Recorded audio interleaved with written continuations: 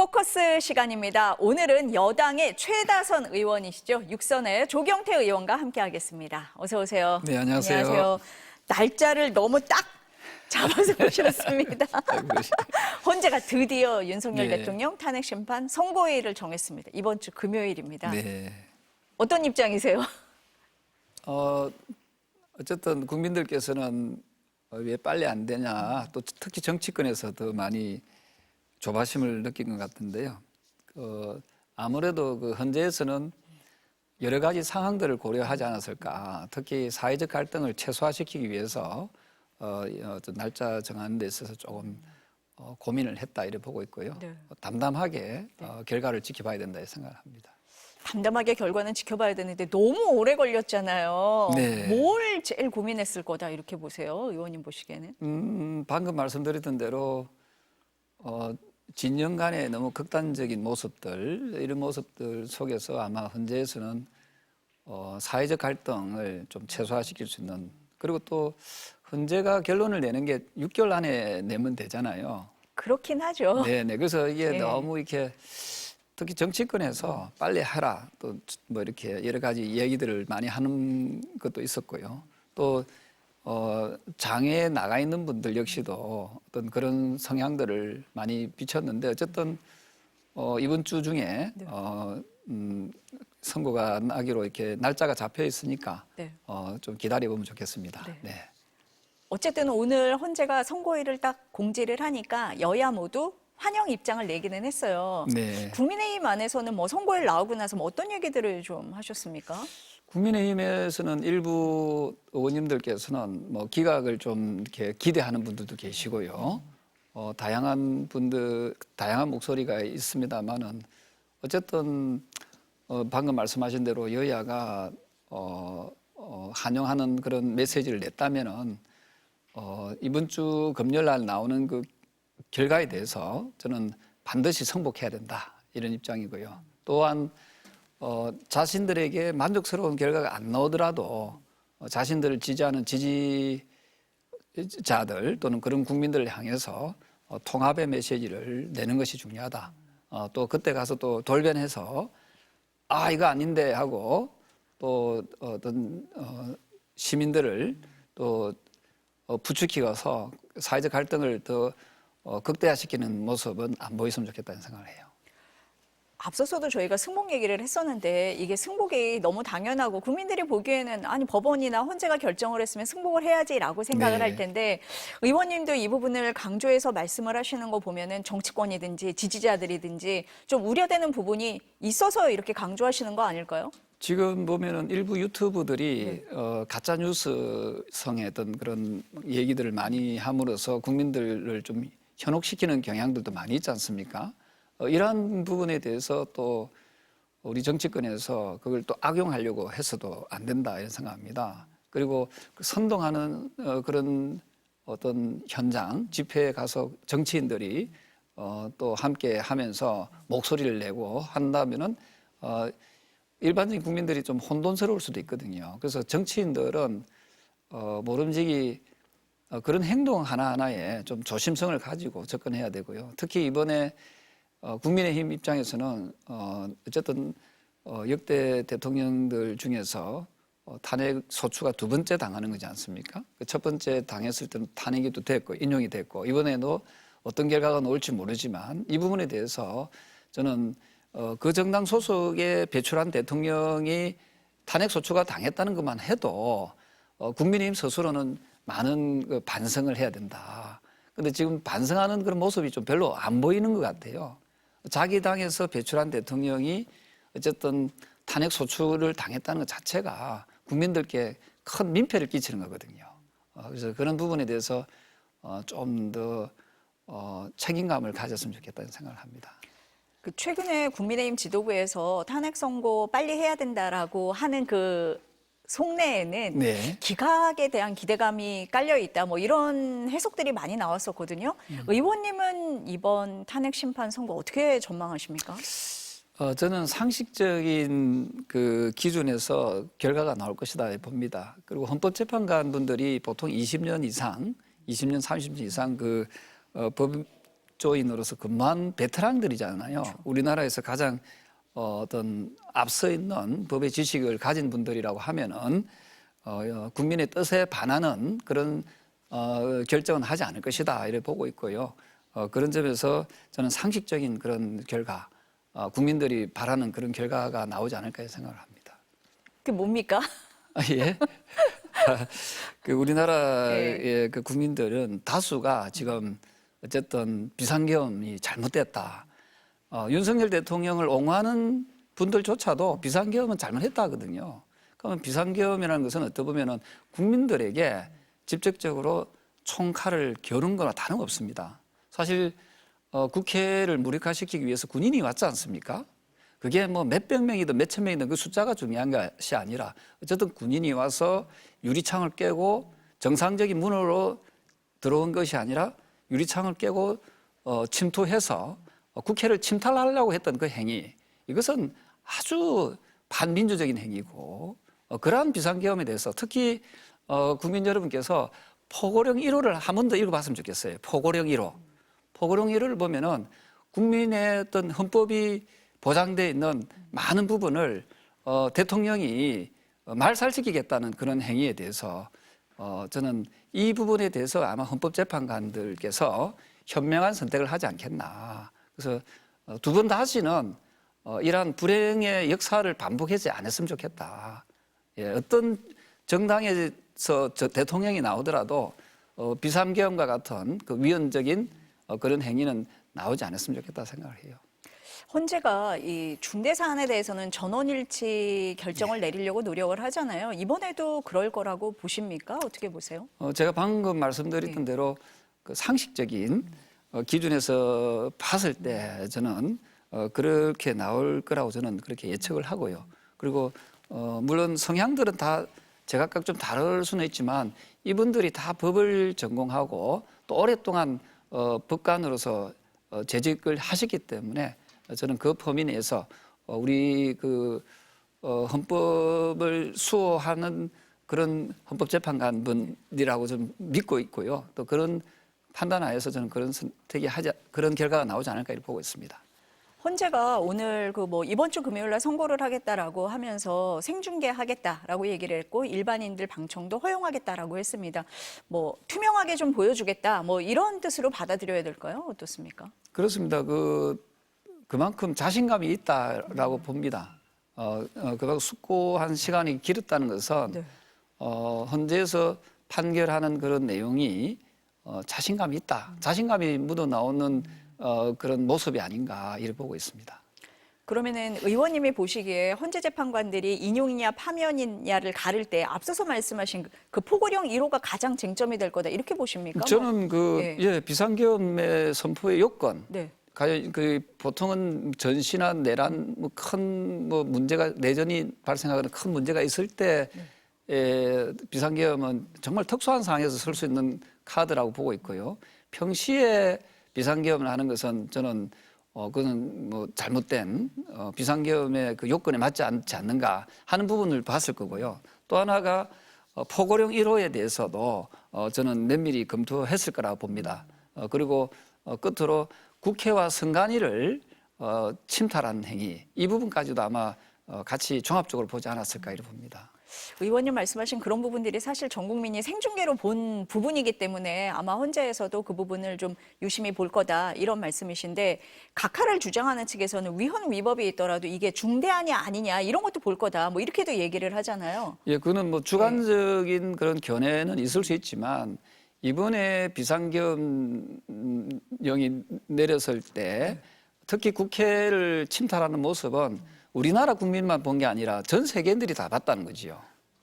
맞습니다. 요즘 매체가 워낙 발달돼 가지고 전 세계인들이 본 상황이고 제가 한 달 전에 미국에 갔을 때 미국의 유력한 그 연구소에 그 연구원이 우리나라의 비상계엄에 대해서 어떤 표현을 했는가 하면은 참으로 끔찍했다라고 표현했거든요.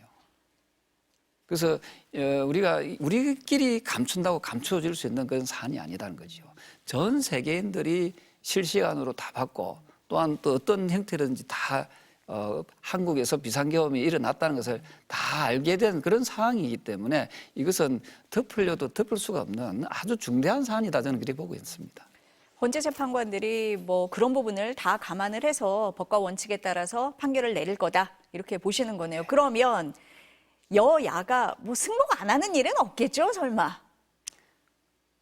승복 안 하면은 그 정당은 상당히 국민들로부터 외면당할 수밖에 없는 거고요. 그래서 제가 앞서 말씀드렸던 대로 오늘 뭐 환영의 양당에서 환영의 메시지를 냈다고 하니까 그 환영의 메시지가 연속성 있게 이어져 나가야 된다 보고 있고요.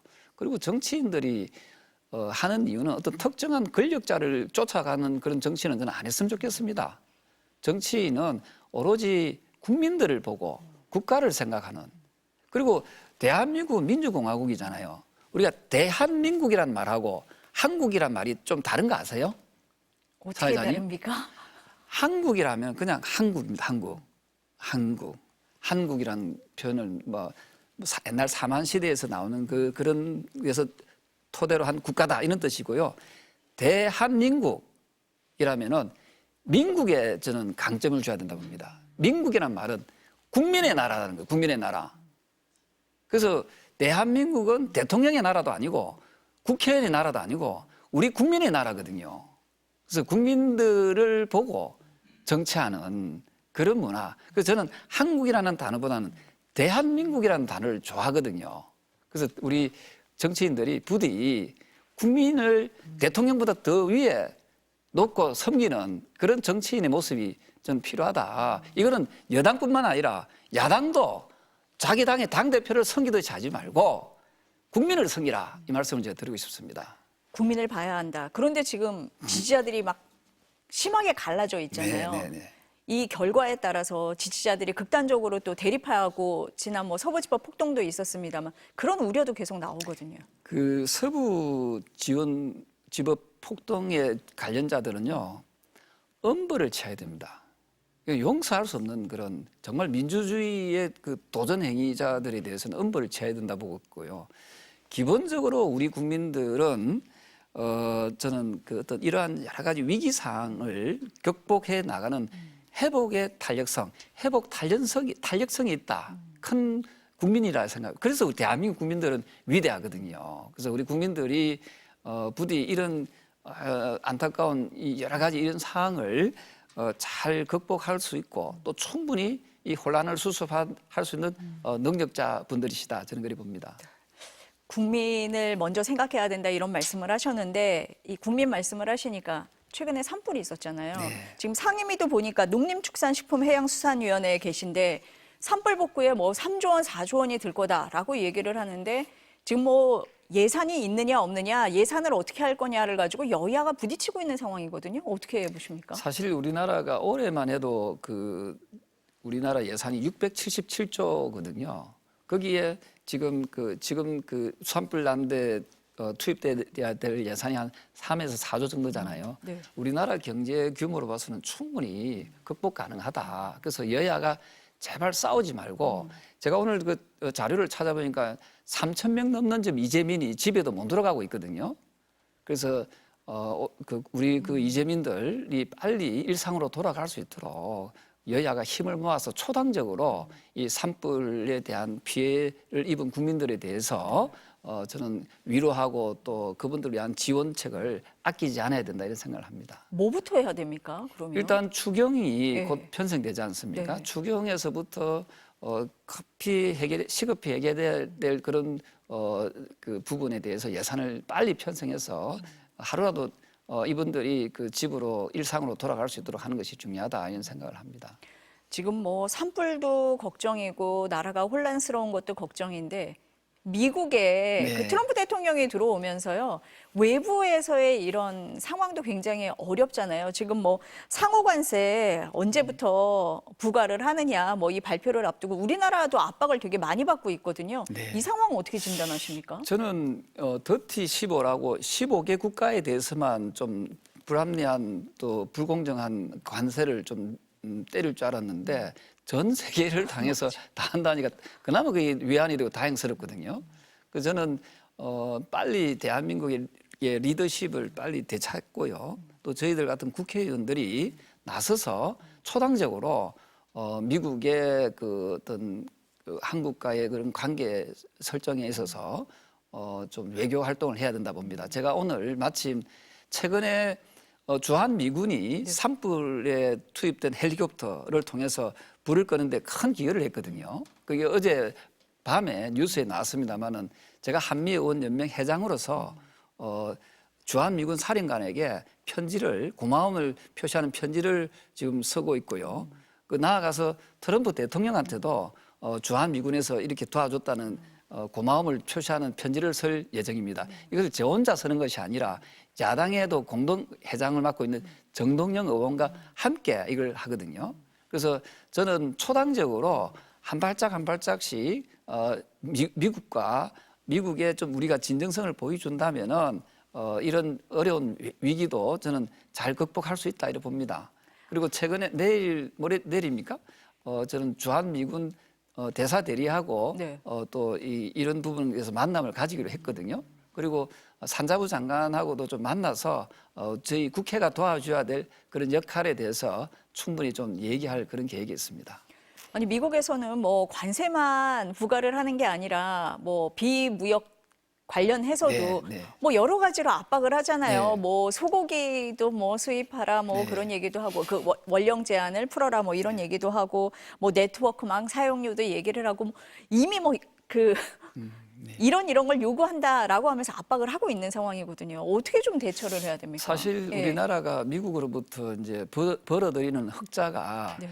무려 556억 불입니다. 그래서 상당히 많이 우리가 이익을 미국 많이 내고 입장에서는 그렇게 예, 볼 수 있다. 그래서 네. 그래서 우리나라가 또 미국이 큰 시장이지 않습니까? 그래서 우리도 좀 이것을 좀 전향적으로 고민해서 미국에도 도움되고 또 우리에게도 도움되는 예를 들어서 원전과 같은 에너지 산업 그리고 조선과 같은 중공업 산업 이런 부분은 우리가 미국보다 훨씬 더 강점이거든요. 그래서 서로 양국이 협력하게 되면은 우리에게도 이익이 되고 미국에도 도움될 수 있는 그런 산업들이 많이 있습니다. 그래서 이런 부분을 서로 동맹의 어떤 그런 관계로 잘 발전시켜 나가면은 훨씬 더 기회가 된다 저는 이렇게 보고 있습니다. 우리가 주고받고 할 걸 가지고 협상을 좀 현명하게 네. 해야 된다 이런 말씀이시네요. 외교 얘기 하나만 더 여쭤보겠습니다. 중국이 우리나라 서해에 무인 구조물을 무단으로 설치를 했다고 하는데 네. 이 문제 심각하다. 문제 제기하셨던 걸로 알고 있는데요. 네, 제가 일주일 전에도 네. 그 해수부의 네. 담당 국장한테도 우리가 강력하게 이 부분에 대해서는 대응해야 된다라고 이야기했고요.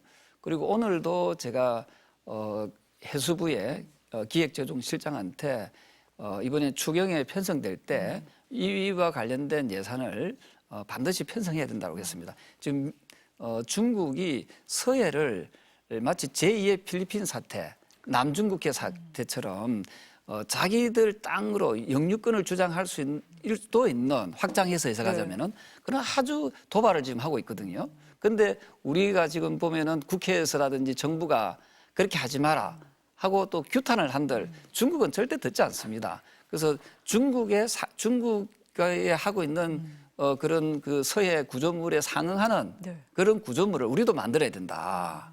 그래서 제가 거기에 대한 예산을 꼭 편성해야 되고 그걸 편성하지 않으면 해양수산부가 존재할 이유가 없다. 왜냐하면 대한민국의 바다지 않습니까? 대한민국의 영토를 저는 수호를 해야 된다. 그런 점에서 우리 정부도 좀 더 강력하게 대응해 줬으면 하는 그런 바람입니다. 그럼 의원님 말씀은 중국이 이렇게 무인 구조물을 무단으로 설치를 하는 건 어쨌든 영유권 분쟁이 일어날 소지가 있다 이렇게 큽니다. 보시는 거네요. 예, 왜냐하면 예. 지금 그 필리핀 위에 예. 인공섬을 만들어 가지고 자기들 땅이라고 영유권을 주장을 한 것이 국제재판소에 가서 패소했거든요.